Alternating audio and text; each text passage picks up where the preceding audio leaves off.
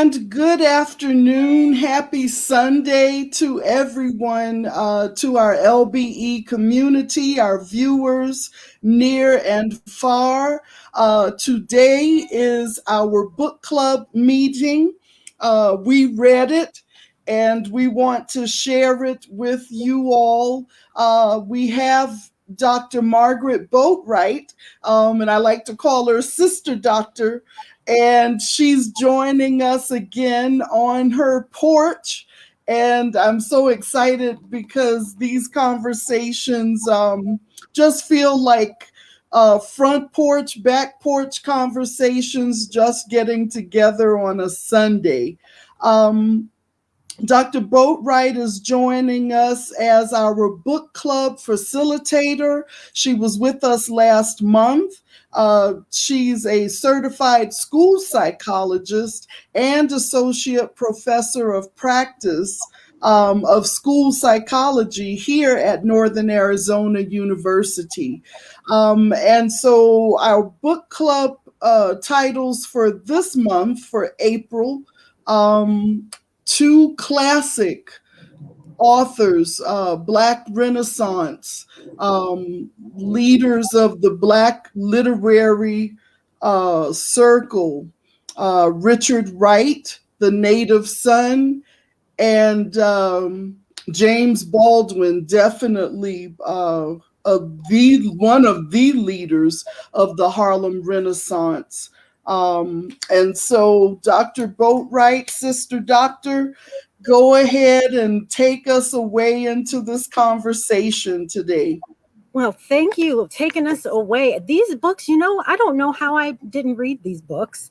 So it was a fascinating journey that I've taken over the last several days. Just familiarizing myself with some of this writing. And I found myself just like, ooh, no. Yeah. What? Yeah, that happened. Okay. Let's get into it. I think what I would like to do is just take the books in chronological order. And so just looking at first Native Son, which was actually published in 1940.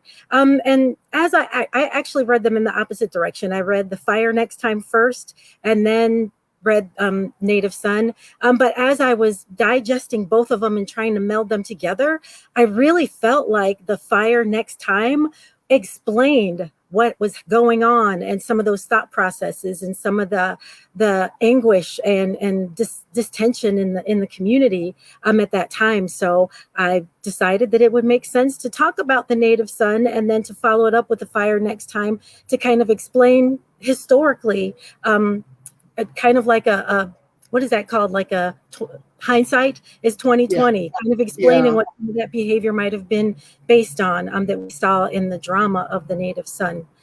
So just to begin with Native Son, again, it was published.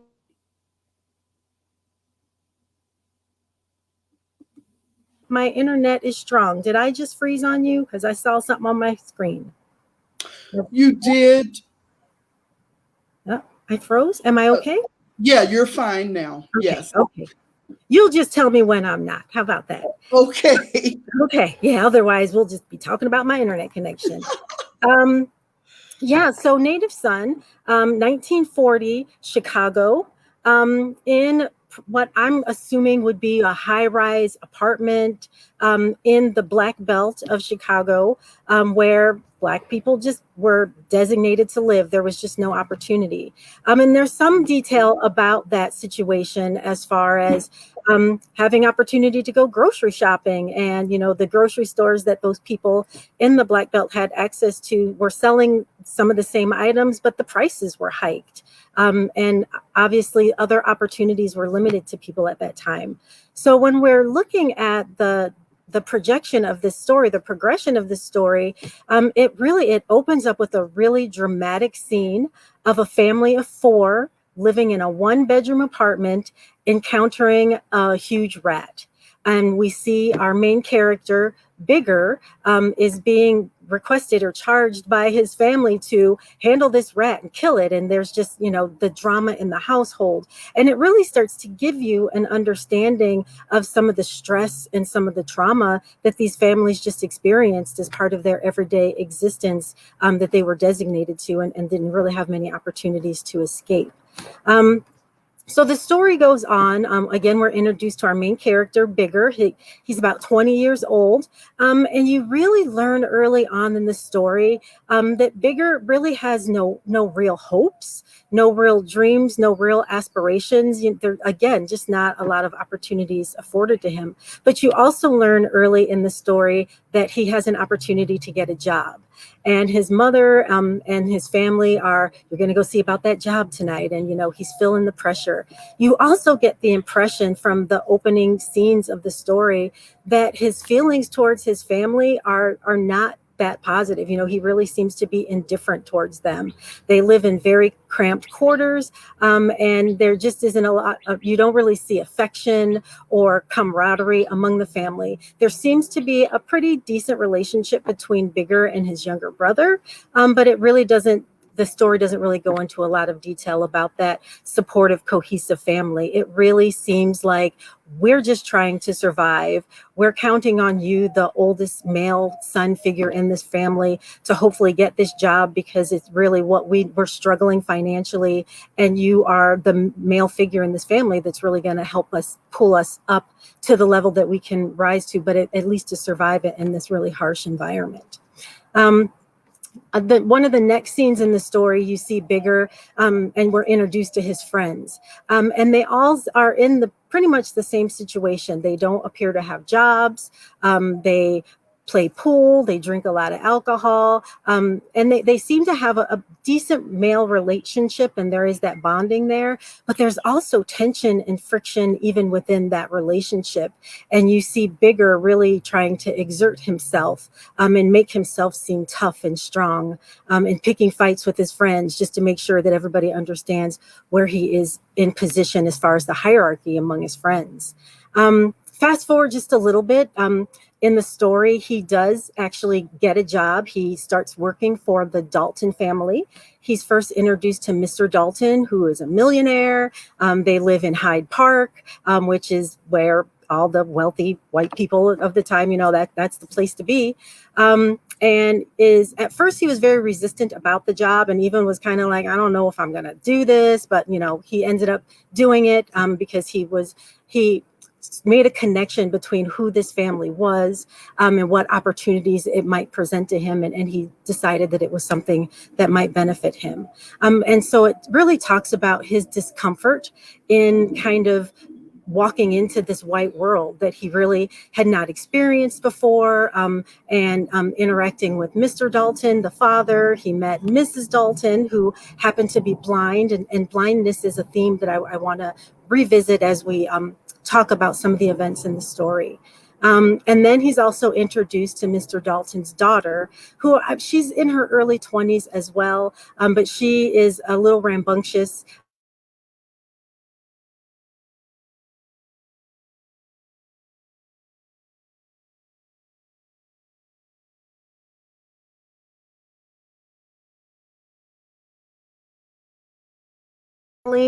And early in the story, Big is introduced through Mary Dalton to another member of the Communist Party. And it just kind of describes how uncomfortable he feels being around these white people. And they're asking him questions and trying to make him feel kind of comfortable with them by saying things like, don't call me sir, you can call me by my first name, which is something he's completely uncomfortable with. And then Mary Dalton, in her own way, is trying to in the Black community. And, I want to know how Black people live. Can you take us to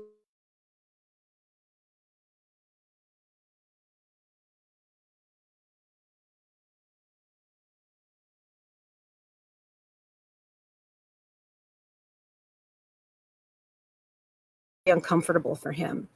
Fast forwarding just a little bit more in the story, what happens and the big climax of the story is there's alcohol involved. Bigger is driving Mary Dalton and her friend Jan around.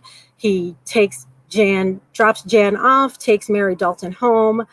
She's so drunk that he has to help her to her room. And then while he's trying to get her in the room, her mother, who happens to be blind, comes into the room. And of course, Bigger panics, because what could be the outcome of being a Black man caught in a white woman's room at 2:00 in the morning? Obviously, nothing good could come of that. She's very drunk and he can't quite control her. He doesn't want her to make a sound, because then the mother will know that they're in the room and that he's in the room. And so he accidentally smothers her with a pillow. So what happens after that really is intriguing to me, because he starts to actually, Bigger starts to feel empowered by what he's done. It comes over a very quick period of where now he's kind of in a situation where he's got to figure out how to cover his tracks. What can I do with the body? What kind of story can I create for myself to hopefully get me out of this situation? And so he creates a story and he makes a plan. And part of that plan is, I'm going to hide the body somehow. So he ends up moving the body down into the lower part of the house where he's staying, and comes across the furnace that he is ultimately responsible for making sure that the furnace is constantly filled with coal to keep the house warm. And so he decides, you know what, the best thing to do is I'm going to dispose of this body. I'm going to burn it in the furnace. Hopefully nobody will find out. And obviously he's very nervous about this. So over the span of the next 24 hours, the story just escalates into a whirlwind of bad decision on top of bad decision. And finally, when it almost seemed like he was going to maybe get away with murder, he's caught. What I really found interesting in this part of the story, and what I mentioned a little bit earlier, was once Bigger commits this murder, he starts to feel a sense of power and strength that he had never felt or experienced before.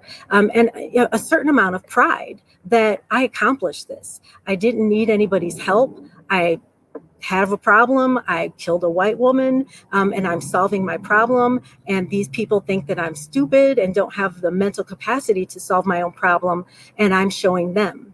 It occurred to him a couple times that I should just run and hope that they never figure it out, or hope that they never catch me.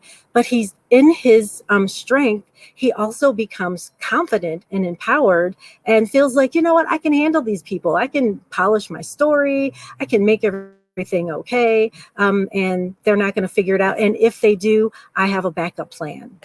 That I have this money. He actually found some money in her purse, and he was going to use that as part of his escape if he should be caught. An interesting part of the story also to me is that Bigger has a girlfriend, and he decides that over the course of their exchange, he goes and visits her. She realizes that something's up with him and pressures it, what's going on? And he decides that he's going to tell her. But in telling her, he needs to make sure that she's a part of this problem now, because she can't know, because then she would become a liability for me. And so he really wants to make her feel like she's as big a part of the problem as he is. And I really found that interesting, because it goes also back to how Bigger even got himself into the situation where he felt like he had to commit this crime to kill this person, was because of his position in society. And he knew that there would be no way that he would be able to explain to anyone, especially a jury, that the death was accidental, that he didn't plan or mean to do it. And he knew that if he was ever caught, that it would be certain death for him. And that was just the way of the time. And that's the way things are now many times as well. But in sharing this information with his girlfriend, who had absolutely nothing to do with the plan or the murder at all, he was able to convince her, because he had given her some of the money that he found, he had spent it, that her life was as good as over too. And I think that just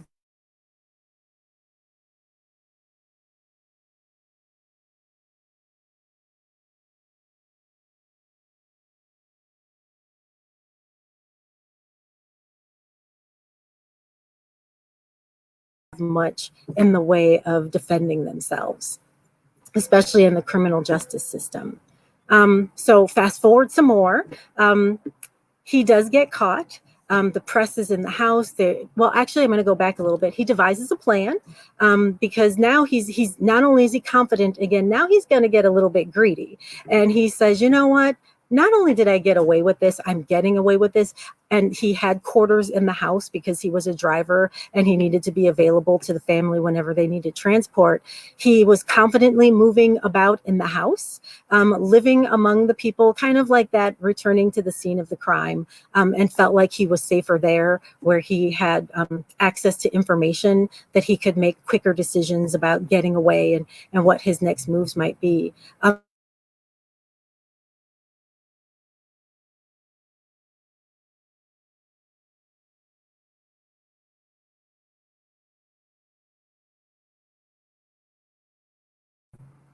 Betsy involved in the plot as well, and was going to encourage her to help him execute this ransom scam. Over the course of time, as I've mentioned, he was discovered because he had put his body into the furnace, and the furnace backed up with ashes. Smoke started to fill a room in the house, and some people that were at the house had to clear out some of those ashes so that the smoke could clear up the flue. And in doing that, discovered human remains in the form of bones in the furnace. And so he was caught. He slid and retreated to his room, jumped out a window, ran to the girlfriend to make sure that she knew, okay, this is no longer, we can't go through with this ransom kidnapping story that we had planned.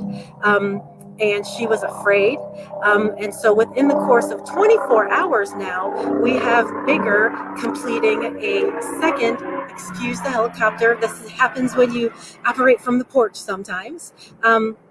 But in the process of realizing that his girlfriend was probably not going to be able to hold up under the pressure of this new life that they were embarking upon, he ended up murdering her as well for his own personal safety.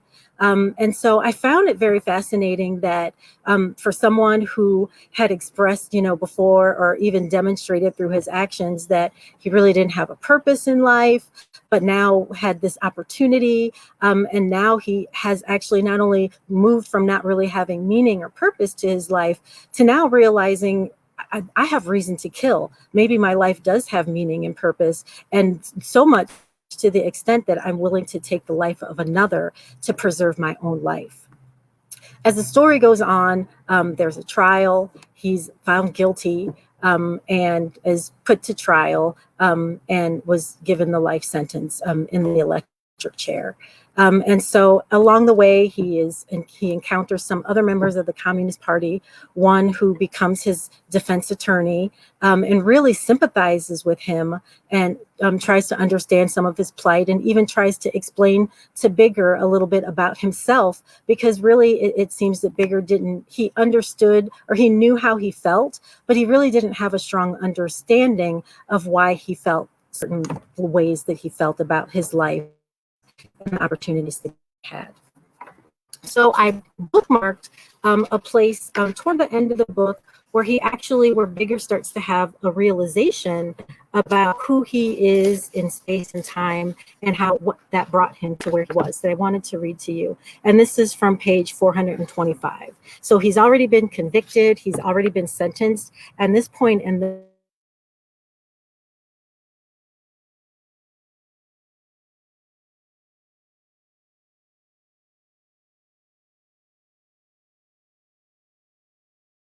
of the electric chair. They was crowding me too close. They wouldn't give me no room. Lots of times I tried to forget them, but I couldn't. They wouldn't let me.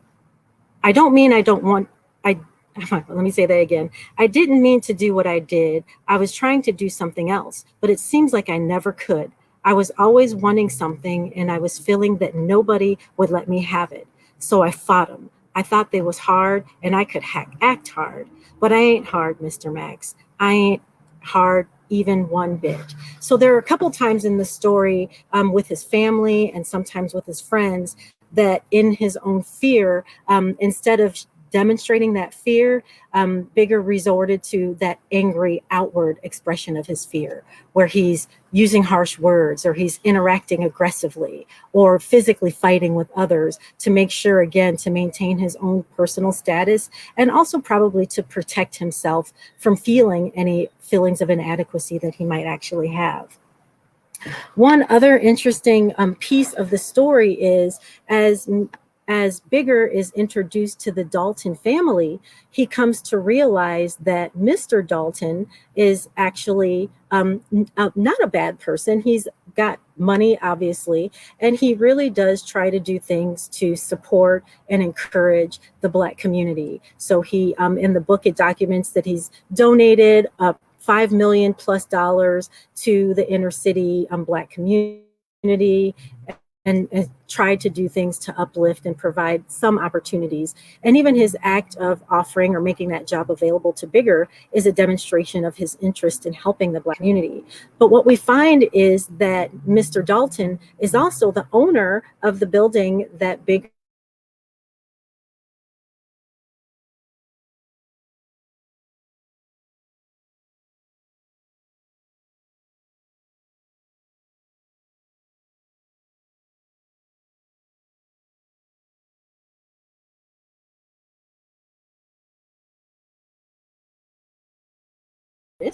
and he says, in explaining to Bigger some of what he might not understand about his own situation, he says, the men who own those buildings are afraid. They want to keep what they own, even if it makes others suffer. In order to keep it, they push men down in the mud and tell them that they are beasts. And then Bigger says, I always wanted to do something. Because even earlier on in the book, when he's interacting with his friends, they have dreams. They see airplanes flying above, and Bigger says, I could have been a pilot. And his friend says, now you really couldn't, where there's no opportunity, you couldn't have been a pilot. Woulda, coulda, if this, if that, if these other opportunities. But they both realized that there were so many ifs in the way that he really couldn't have been a pilot. But he says, I always wanted to do something. And then the attorney says, Bigger, you are going to die. And if you die, die free. You're trying to believe in yourself. And every time you try to find a way to live, your own mind stands in the way. You know why that is? It's because others have said you were bad and they made you live in bad conditions. When a man hears that over and over and looks about him and sees his life is bad, he begins to doubt his own mind. His feelings drag him forward, and his mind, full of what others say about him, tells him to go back. And then it goes on, but deep down in them, they feel like you feel, Bigger. And in order to keep what they've got, they make themselves believe that men who work are not quite human. But on both sides, men want to live. Men are fighting for life. Who will win? Well, the side that feels life most. The side and with the most humanity and the most men. That's why you've got to believe in yourself, Bigger. And then Bigger follows later on by saying, I didn't know I was really alive in this world until I felt things hard enough to kill for them. So again, I feel that what this book is telling me about Bigger and his situation is that because of the environment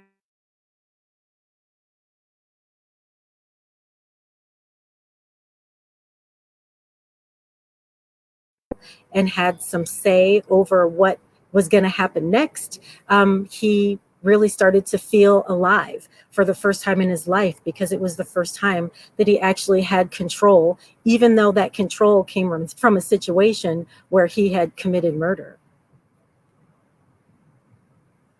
I think you're muted, Sister Lewis.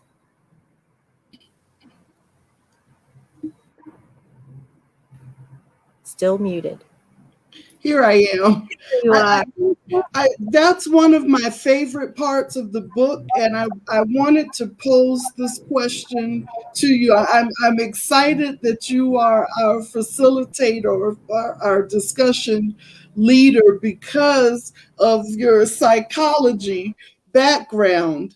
And so in reading that passage, my question is, right at that point, is Bigger Thomas, is he the character that you felt like we were supposed to pity or sympathize with? And yeah, just that for starters. Were we supposed to pity him, or were we supposed to sympathize with him? That's an interesting question. And I struggled with a lot of things internally the whole time I was reading the book, because there were times where I was rooting for him and I was like, he's going to get away. Well, first I was appalled. And then I was like, he's going to get away with this. And I was upset. And then I was like, he's going to get away with this and good for him. I mean, it was a roller coaster for me. I don't know what I was supposed to feel, but I felt a sense of pity. I felt a sense of he was following instincts that he wasn't quite sure that he had. Interesting that one of the opening parts of the book, it talks about him kind of having a feeling or this looming thought that something big and something really bad was going to happen, and that he was destined for this horrible thing that was probably going to ruin his life. And he didn't know what it was, and he had no clues about it, but he knew that it was there.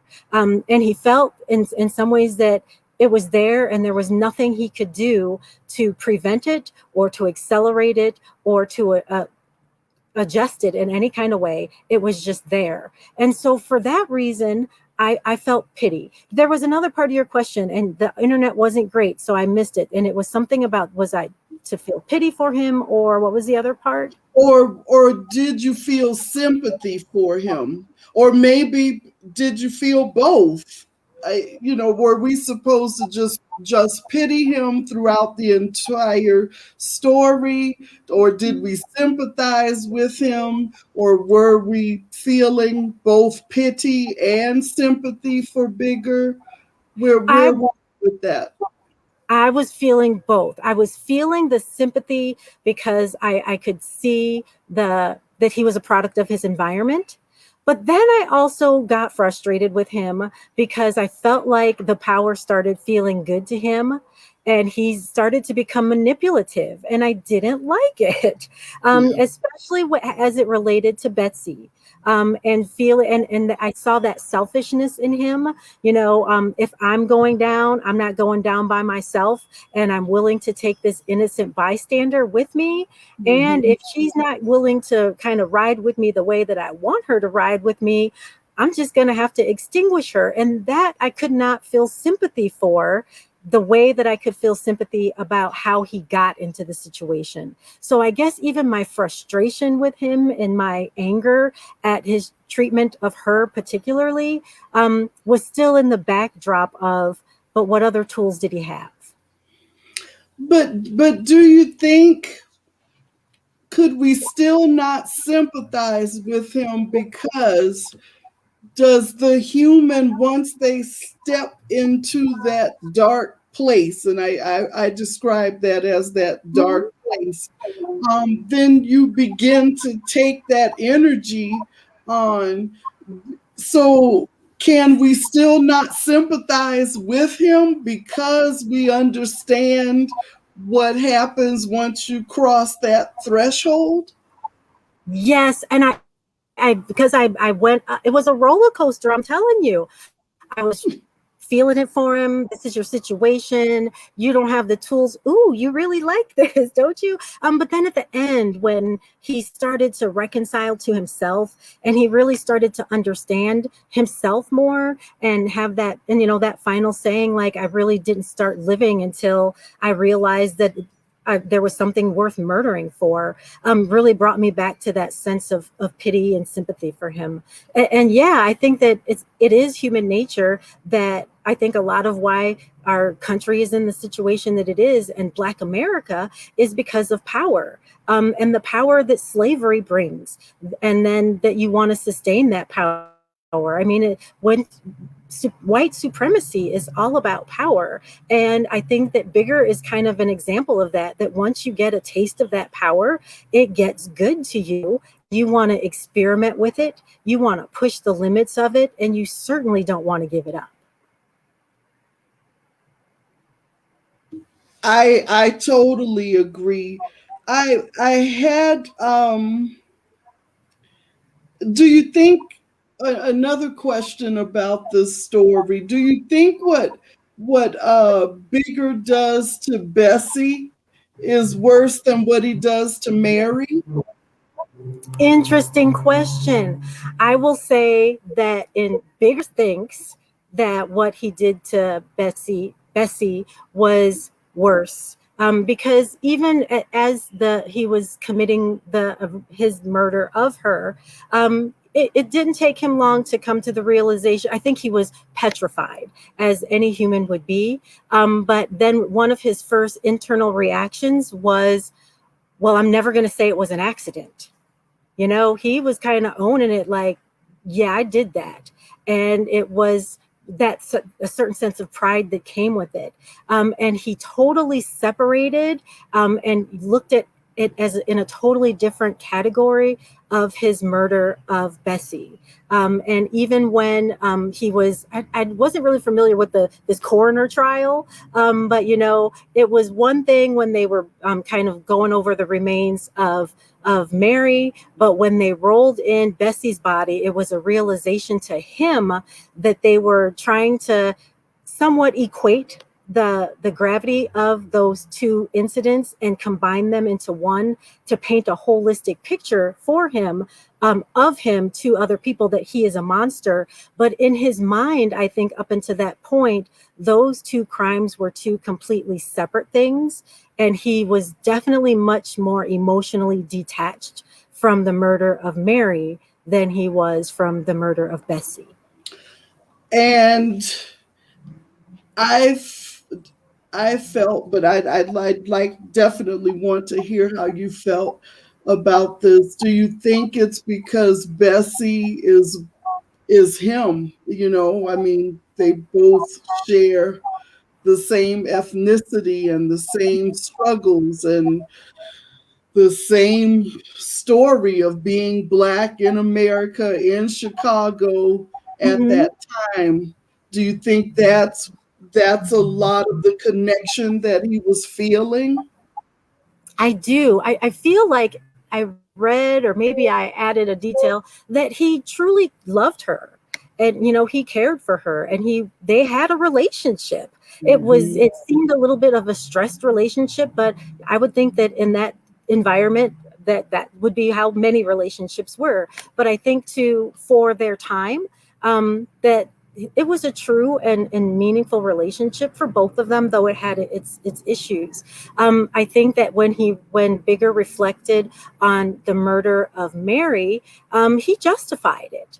Well, she's white. Our people have been murdered by white people, and yeah, another Black man murdered a white woman. Get over it, kind of. He was feeling empowered again. He did not feel empowered through Bessie's murder. He really felt that shame from that act right away, to the extent, and he had a hard time looking at Mary's dead body, but it seemed to be more of an emotional struggle for him to deal with the dead body of Bessie, even to the extent that when he killed Mary, he managed, I mean, he worked with that body. He interacted Mhm. with it. He did what he had to do. When he threw Bessie into what is it? He threw her out the window and into some kind of a chute, and realized that he threw the money with her. He made the decision, I'm not going in there. The money would have been helpful, and he was really counting on that to help him get to some kind of freedom or some kind of safety. But he Yeah. refused to interact with her dead body. But if you look at what all he went through to get rid of Mary, to get himself out of any kind of trouble, he went to the extreme with that body. He did. We have a comment from one of our regular viewers, Miss Finger, and she says that she did indeed read the book. She did read Native Son, and she says that it was a very powerful story. And then she also goes on to say that having nothing to lose makes us powerful, willing to confront the system and risk anything. Would you agree with that? Not only do I agree with that, but I would say that James Baldwin also had that very same exact statement. And let me see if I can find it. It was very brief. Uh, but it was pretty much that. It was pretty much one of the most dangerous elements in a society is to encounter a person.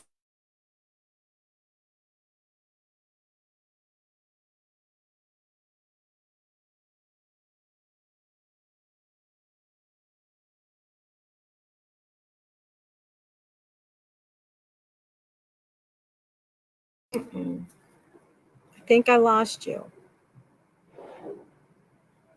You're back now. I am so sorry. That's okay. I I don't.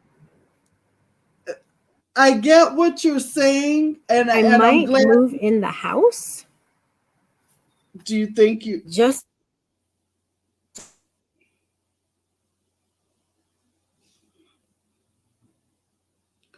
bear with us, audience, as we try to get through this little technical hiccup? yeah, I think I'm going to move inside. As much as I Okay. love my port, I'm going to stop my camera. Okay. And We'll bring you back in just a moment. So, audience, bear with us as we deal with this little technical hiccup. We'll bring Sister Dr. Boatright back in just a moment. Um, and if you've read this book, or if you plan on reading Native Son, maybe ask yourself. Every time that I read this book, I find myself asking again and again, was Mary's death an accident or um, or murder? And uh, Sister Dr. Boatright was beginning to talk about James Baldwin and his response to this book. He was very critical of this book because he felt like Bigger Thomas's character uh, sort of made him the stereotype of the Black man in America at that time. And since, our books are with us forever, that this would go down as being the stereotype of Black men in America. So, Sister Doctor, I was sharing with the audience. You brought up Mr. Baldwin, and he was very critical of this book because he felt like it would make that Bigger Thomas's character would become the stereotype of Black men. Um, and so he definitely was a visionary. So I know that he was definitely thinking what this book, what this character, Bigger Thomas, would mean for Black men in the future. Interesting. That's the exact conversation that my husband and I had about the book yesterday over dinner. Was imagine how controversial this book being published must have been. And for the exact reasons that you were saying, is we don't want people to be more afraid of us than we already are. But the book is kind of eerie. I mean, it's dark. You read a lot of details, and it's disturbing. Interesting that you should say that, because the book is actually written, and think about it as I say this, it is actually written very clearly Black and white. Yes. Did And you pick up on that? I mean, there was no in between, no gray area. It was definitely black and white. Definitely. And it was a Black man committing the most dreaded crime that a Black man could ever commit against a white woman in print. So absolutely could be so damaging and confirming for some people. Exactly. Miss Finger also added that the part of the book that was so powerful was that we had access to his internal struggles and his own attempt to make sense of what he was feeling and what he did and where he fit in the world. He did not have any opportunity to become a man. The murder made him a man. Ooh, yes. Yeah. Yes, absolutely, Miss Finger. I feel that. Yeah. I noticed it early on in the story, and I was like, oh, thank you, author, because I wouldn't have been able to explain now why. I think I know why you're picking a fight with your friends as a defense mechanism. You don't want to say, I'm afraid. You fight and create an excuse and make a reason. And I think we see that. Sometimes we don't recognize it in other people. But even as I was reading this book, I was like, yeah, it's so easy to judge people on the surface. And you just don't really know what the motives are behind everyday things, let alone heinous crimes like the ones that we're reading about in this book. But yes, absolutely. I think that it was a gift that the author gave us to help give us insight. And it really illustrates in a tangible way how systemic racism can really impact an individual's life trajectory and their thought processes and their problem solving. So with that being said, Sister Doctor, do you think that our culture today still produces a figure like Bigger Thomas? Oh, yes. Don't ask me for examples, but yes. Yeah. I feel like, and we talked about this a little bit last month when we talked about some of those microaggressions and how Black man walks into an elevator and people clench their purses or something like that. It's just something that, and Baldwin talks a little bit about it in The Fire Next Time, where he's saying to, I think it was maybe in the letter to his nephew, that you are acting in ways, or you're born into this society and you act in ways that you don't necessarily understand because you can't see it, but it's there and you feel it and you respond to it in the natural instinctual way. And that's what makes us who we are. And it's because of those environmental influences. With that, you brought up Fire Next Time. Do you want to jump into that book?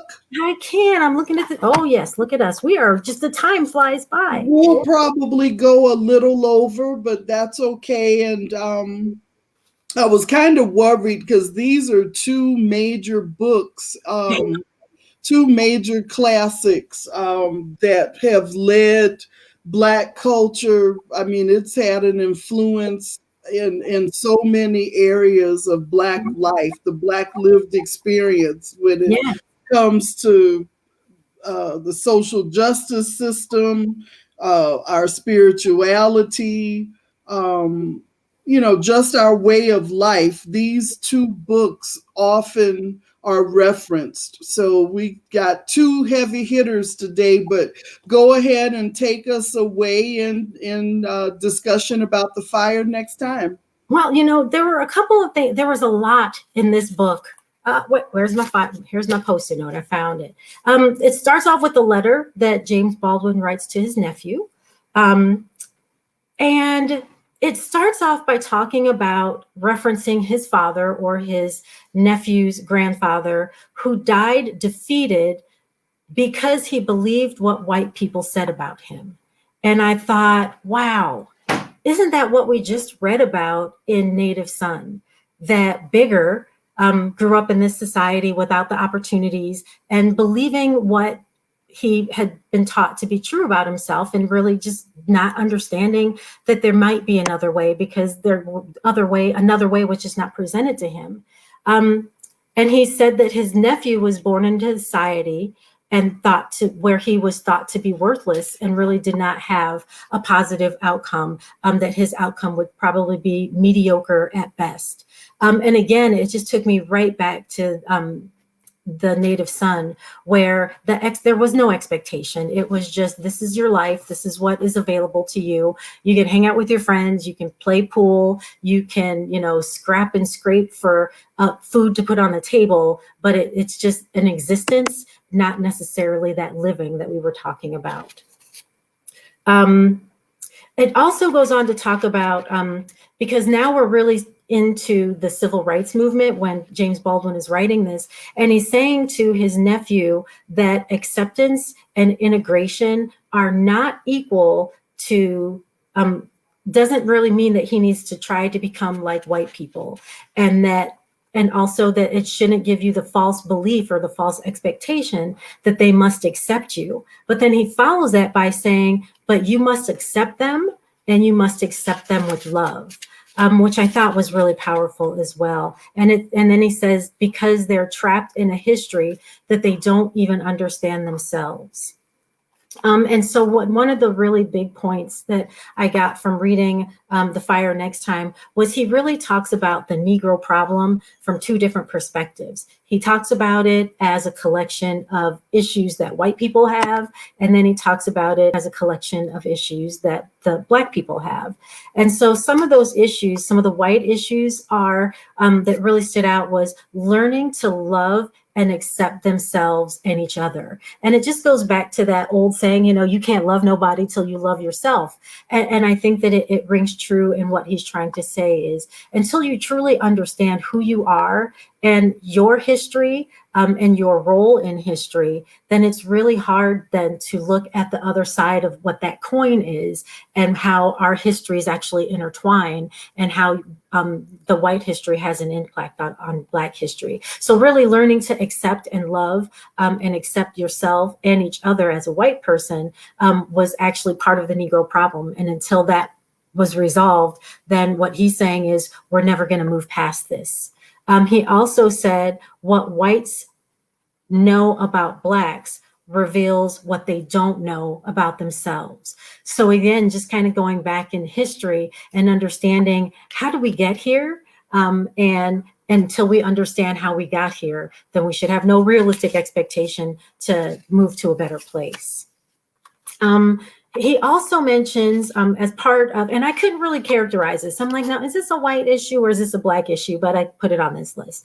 He says that we can deal with that white people can deal with Negroes as a symbol or a victim, but they had no sense of them as a man.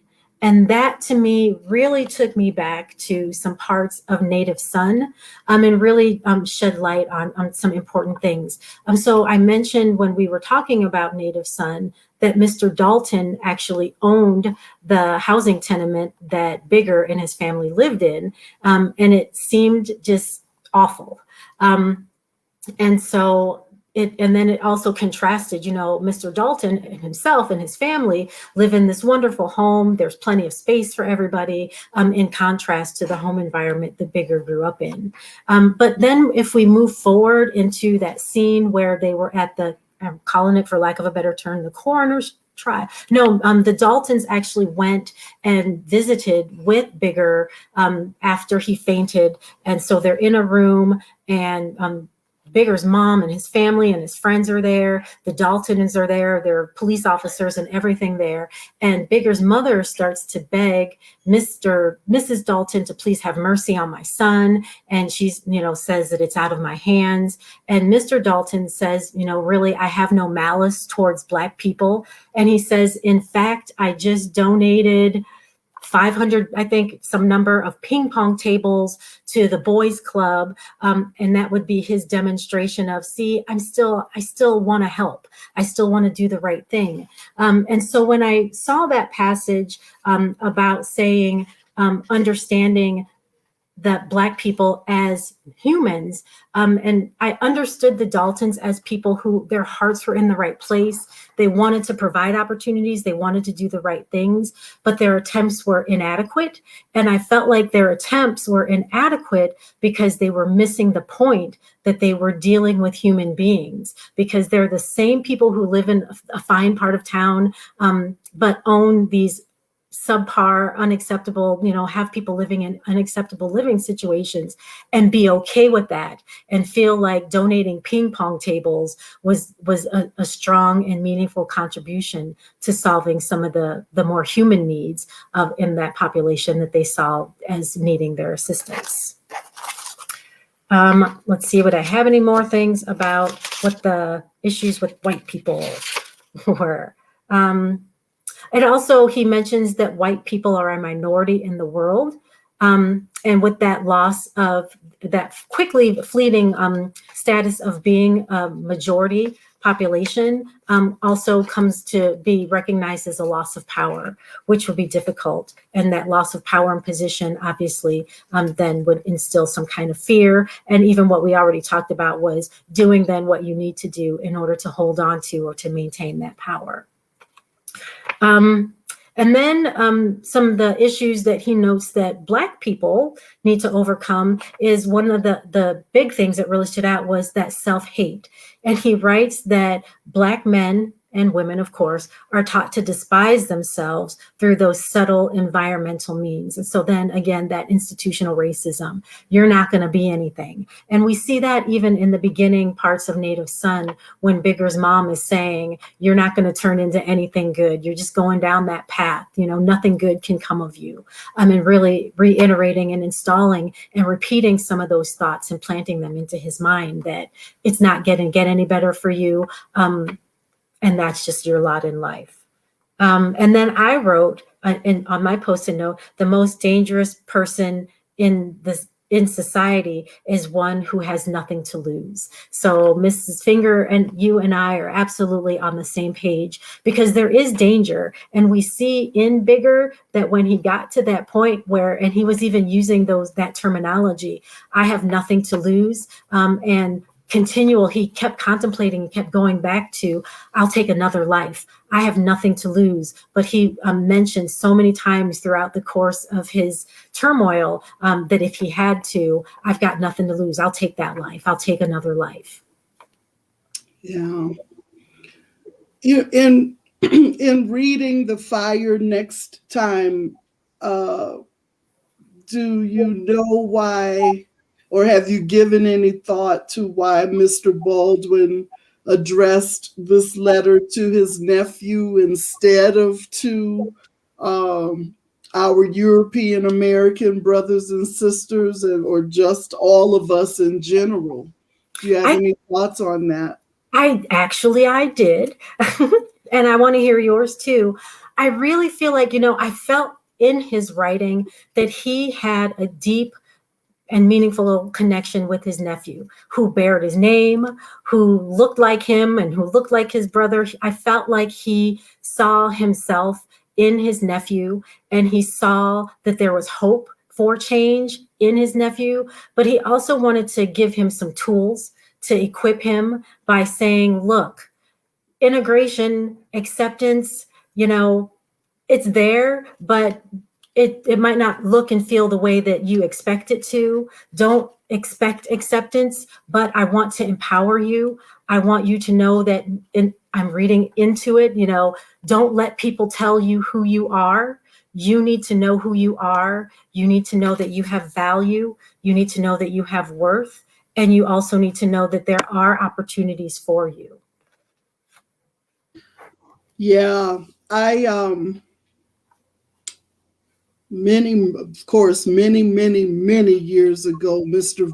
Baldwin, my father and a few other of the gentlemen, was working at Savannah State, now university, then it was Savannah State College.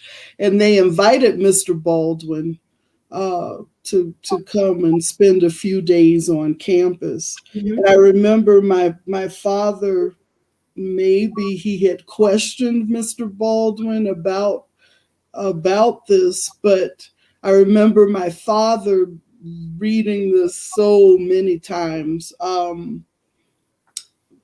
thought that yes, he did definitely share a special relationship with his nephew, but that perhaps he thought that no one else would care.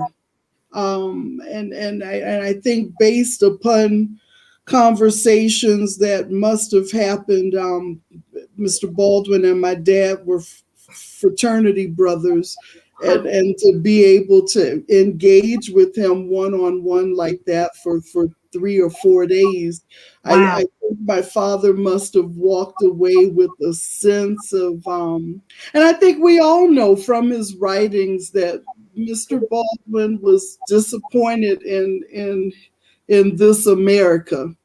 And we know ultimately he would go to Paris, but my father would often say that he thought that maybe this was addressed to the nephew, of course, as words of wisdom, but because that loss of connection between he and his America, his country, Mm-hmm. and that maybe that was the reason why. See, yeah. There was a part, and I lost my Post-it note. It was a great question in here. And I was like, what's the answer? And he didn't get it. And it was kind of like, and what do we need to do to make this better? I'm not finding it. Do you know what that the part where he's at?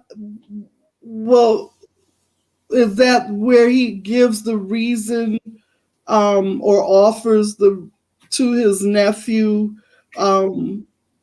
how to persevere through this difficult life that was ahead of him? I think so. As I was moving from outside to inside, I lost my Post-it note.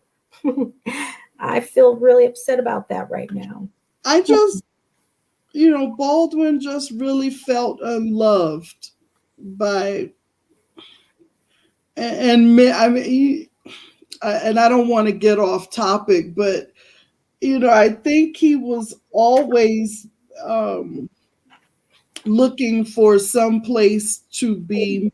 Well, not always, but at some point, he made that decision that I want to be someplace where I'm regarded, where I'm respected as a Black man. My thoughts, I have, I can contribute to my society, and I think that, but I think also it was very interesting that he wasn't encouraging his nephew to leave, but rather, here are some words of wisdom that I will leave behind to help you maneuver through this society.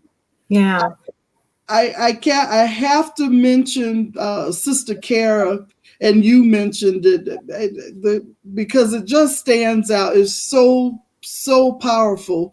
Whatever white people do not know about Negroes reveals precisely and inexorably what they do not know about themselves. Mm-hmm. And I responded with, and I want to ask you your opinion, that I think that's the very foundation of this thing called racism that we cannot get beyond. Where are you with that? I have to agree. I mean, if we don't understand ourselves, and even as African Americans, and I think even to go back to Native Son, having that understanding, and that even understanding yourself, and even how Bigger began to understand himself, that's when he really acknowledged, I'm living. I understand me. I feel now. And I think that translates into real life, into nonfiction, that you can be programmed by the environment that you're in and just become a machine that the environment has produced, and you go about your life and you have no explanation, and you're just doing because you've seen it, because you've been told. But until you really start to pick that apart and understand how and why and how that makes you feel, and how would you feel if you even thought to consider a situation or conceive of a notion in a different way, and allowed yourself to explore other options. Until we're able to do that, we really don't know ourselves. And if we don't know ourselves and get comfortable with who we are in this space, there's absolutely no hope that we're going to be able to accept and love and nurture other people. So do you think we as a people, we as people of African descent, Black, African American, however we choose to identify, do you think that we already have a sense of ourselves, and that maybe it is because America has not allowed us to define ourselves? I think we've been given a label, a title, whatever. But do you think overall, and I think I'm probably getting even deep into this, might be a spiritual question as well. Do you think that we already, sometimes I look at European Americans and I do want to ask, do you not think that we, most of us at least, do not know who we are and from whence we came? And that's not talking about just the mother continent of Akibalan, Kemet, Africa, something much deeper than that. I think about that in different dimensions and different levels, because there's so many facets of an individual, and what it might mean to be an African American to one person could be very different if you ask, and at some levels. You know, what is does that mean that I know my history and that, I engage in certain activities, or, only do things or only don't do certain things? And so I think that there is some commonality in what it means to be an African American for all of us, and that is the historical component of it. But then I also think that there's that individual component of it as well, because we're such a vast and mixed people, and who's pure anything. So I think that it's a bigger thing, and so I think that we have to understand ourselves as African Americans, but then we also have to understand, what does it mean to be an African American that grew up in the South versus in Jim Crow, my parents, versus what does it mean to be me, who grew up in Ohio, their daughter, but a different experience. So same history, but then in a different context. And so I think that it gets really complicated to say, do we know who we are? Because everybody needs to really dig deep and figure out, what does that mean for you? Yeah, we have another comment from Sister Kara that is very powerful as well. She says, when Baldwin writes about integration, do you think he is pointing at what the Black Lives Matter platform shares as the need to move from an either or mentality to a both and mentality? And she says, I feel like so often we think of integration as a simulation, when really it's the need for everyone to accept who they are and accept others as they are, and embrace it as who we, and we being emphasized, who we are. What say you to that? I say that's a lot of question. Let me go back here. I was fascinated by Baldwin's interaction with Elijah Muhammad, and how he really was like, I see what you're saying, but no. Right. Yeah. And so I think that it kind of relates a little bit to that. I'm not sure that I really considered what Baldwin is saying in relation to Black Lives Matter. I might need a little bit of help with that part of the question. I'm going to ask Sister Kara if she can weigh in with a comment on that, and perhaps we can cover that as we wind it down. Unfortunately, these are while we're waiting to see if Sister Kara will kind of give us a little more clarity on that question. I want to ask you, why should European Americans read these two important books?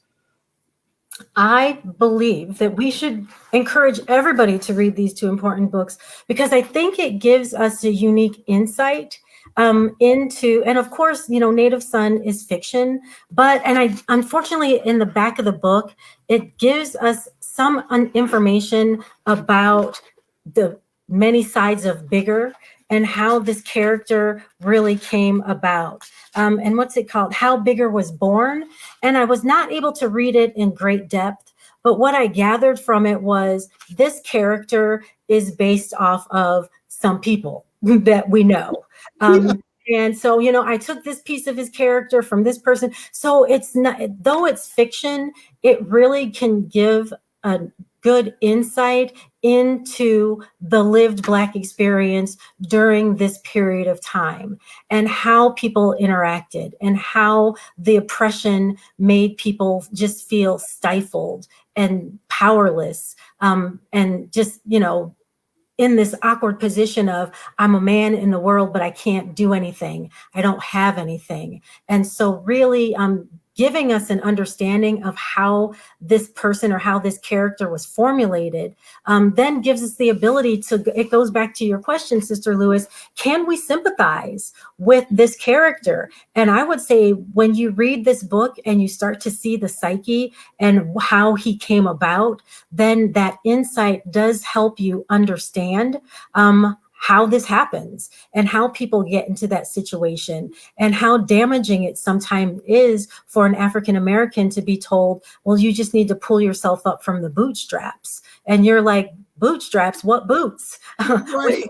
Yeah. And I think that it's helpful just to kind of give that perspective, and what I find to be a very realistic fictional piece of work.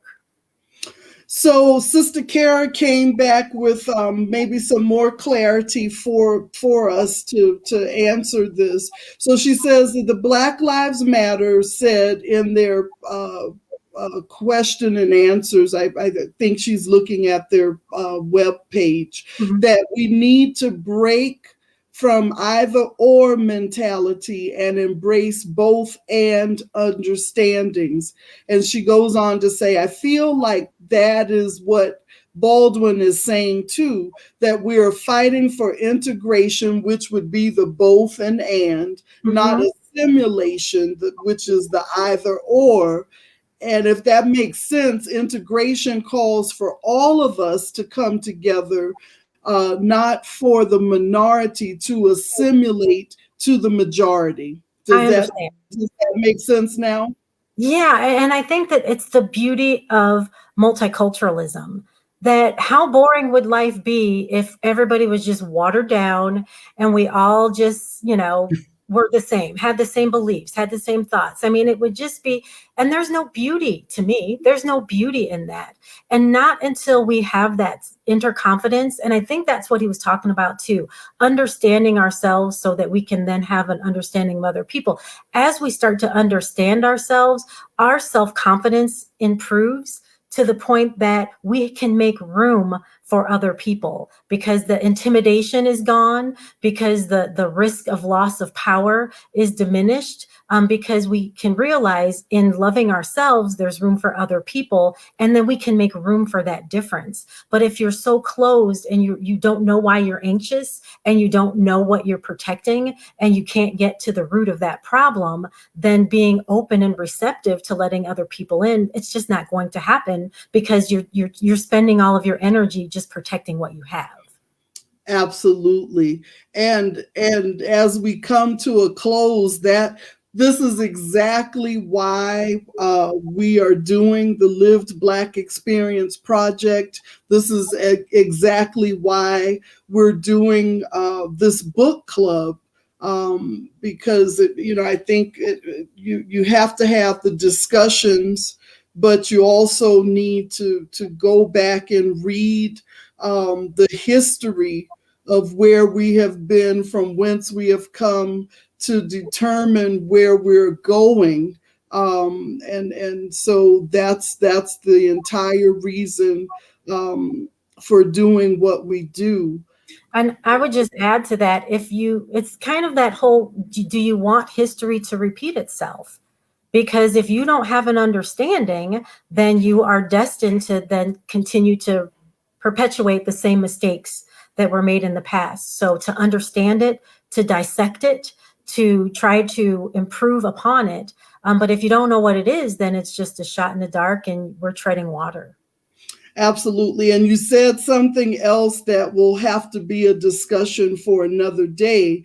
But, when you talked about the beauty of, of, of the differences, of the diversity, this is the work of diversity, equity, and inclusion. This is the challenge, because the question is, how do we get, and I'm trying to move away from saying majority, minority.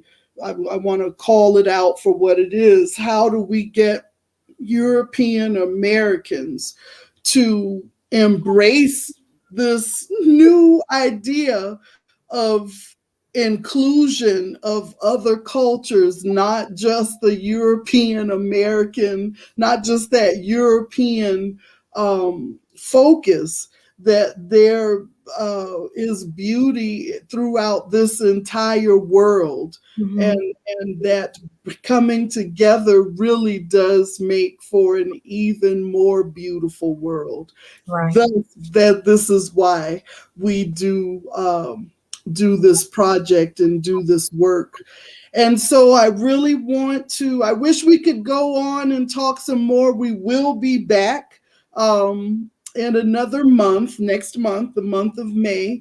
I do want to again remind our viewers that we support and love and embrace small businesses. And with that, we say thank you to Bright Side Bookshop here in downtown Flagstaff. They are our club partner. And so all of these books that we have discussed so far and will be discussing, you can get from Bright Side, no matter where you are. And I'm just going to put very quickly the Bright Side Bookshop, their website. They can mail your order. You can go by and pick it up if you're here in Flagstaff.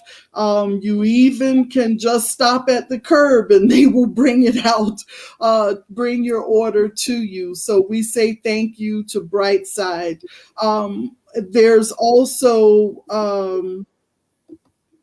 a survey that we would like to ask our viewers to take to continue to provide the community with relevant and timely programming. We want to know how we're doing and what you're thinking. And so please use the Survey Monkey to complete this brief survey. We actually have another broadcast coming up in a few minutes. This is Wow. an unusual Sunday, but it's a wonderful Sunday. Sister Dr. Boatright, we really enjoy having you as our discussion leader for our book club. And I just love it because you're a psychologist, so you really can just delve into these characters and to these plots and to and give us a deeper meaning of these words that we are reading for the first time or rereading. And so we encourage our viewers, please get these books, not only to support Bright Side, but to support your knowledge and awareness of the lived Black experience. So next month, we're reading Invisible Man, another classic by Mr. Ralph Ellison, and this is a fiction. And then my favorite, The Miseducation of the Negro by Dr. Carter G. Woodson. And so two more heavy discussions where I know we'll probably need more than an hour. So please join us, viewers, next month for and get those books, read them, and then let's come back and really have some lively discussion and interaction in our comments. Until then, please come back in a few moments where we're going to talk about why or what happens and why Black folks protest. And that's going to be a good one, Sister Doctor. So you come back too and join us in that. I have to do that. But thank you for 1:30? We're going live at 2. 2. Okay. So that one's at 2. And please, I think that's going to be another very interesting conversation that we have on this Sunday. So thank you, everyone. Please, we'll see you again at 2 p.m. And Dr. Sister, we'll see you back on the porch next month. Thank you. Thank you so much. Until then, everyone, go in grace.